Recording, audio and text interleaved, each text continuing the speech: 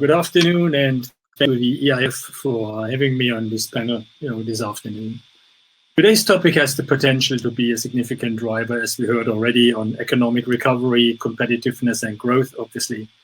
In my point of view, it's therefore very important on how we will shape the collaboration and the execution model of this initiative and the alliance as such, as it was also said by speakers before me. I think that having chosen federation as the principle with appropriate norms and rules is really key for success here. Reaching better digital sovereignty, reduced vendor lock-in, synergistic innovation data spaces for a much higher cloud uptake will need some base architectural ground rules. For example, hybrid multi-cloud strategies, containerization, use of open source technology, and it will need careful steering and orchestration of this initiative. This can be explained by looking at some of the key aspects. For example, on data sovereignty, that was mentioned before. To me, I think three elements are of importance here. Data usage rights can be defined by the owner of the data. Actual usage of data and conformance to given rights are monitored and are transparent to the owner. And third, data, as we also heard, need to be protected from access by foreign governments. In all of this together, this will instill trust, in such systems. To reach this, it's key to connect both the procedural, rule-centric, and the technical dimension of this, be it with identity management, crypto capabilities, confidential computing, etc. Also, there are still questions and challenges, on the hopes for guaranteeing sovereignty by processing data closer to the user. This will be quite some work, to get established here. The second aspect on the alliance governance, Piers also mentioned before, more and more initiatives on future EU cloud market are coming up, left, right, and center.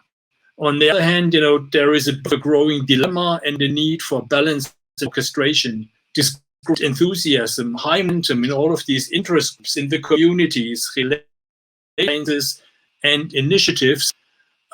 Basically, need a bit of balancing with proper oversight to ensure effectiveness, minimize friction, redundancy, and make sure that this goes in the right direction with the best effectiveness.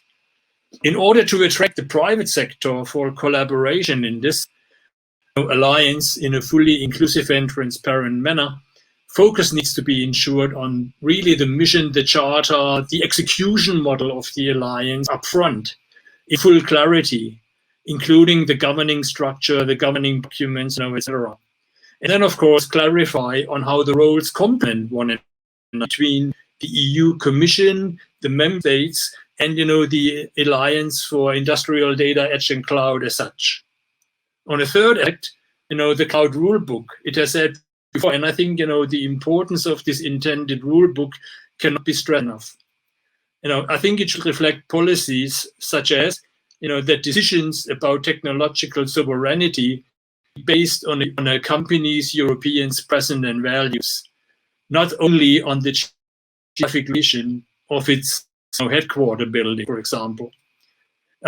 Precision regulation should be provided in a way that it tackles the right problems without wanting benefits that technology can actually bring. And it's good to see that the Commission has adopted this type of approach also in the recent Digital Services Act already. The future of cross-border data flows must include high standards of protection to engender the trust and the confidence, in the digital, economy there. Clear safeguarding for such data flows will support actually the compliance to EU law, as we heard before. So focus on the goal, focus on the objective, avoid an over-restricting regulation rules at a time when main objectives and the execution model may not be fully clear in all level of. Let me summarize my views in the messages or recommendations, basically. Transparency and inclusion. It's key to encourage the European collaboration, large international players in a fully transparent and inclusive manner, as we heard it before from the other speakers. Second, federation in multi-vendor interoperability. I think the main ideas and the goals of related initiatives such as Gaia X are needed in quite a similar manner. The federated approach via hybrid multi-cloud and open source basis makes good sense for reducing dependencies, for better interoperability, for innovative data spaces, that we are trying to get to here and leverage here. Third, the rulebook approach. Avoid over-restriction, avoid too narrow rule setting, consider more of a soft regulatory rules, code of conducts that were mentioned, allow some appropriate flexibility on the exact how in this rulebook approach. And then last, on the alliance governance, be diligent on the charter, ensure early clarity across the entire ecosystem. This is key for a successful execution model beyond what may be the initial primary focus on technology service providers and the data users. So overall, this is an exciting case. The EU can take a key role for success there, and I'm happy to be involved and work with speakers here for answering some of the next questions. Thanks for your attention.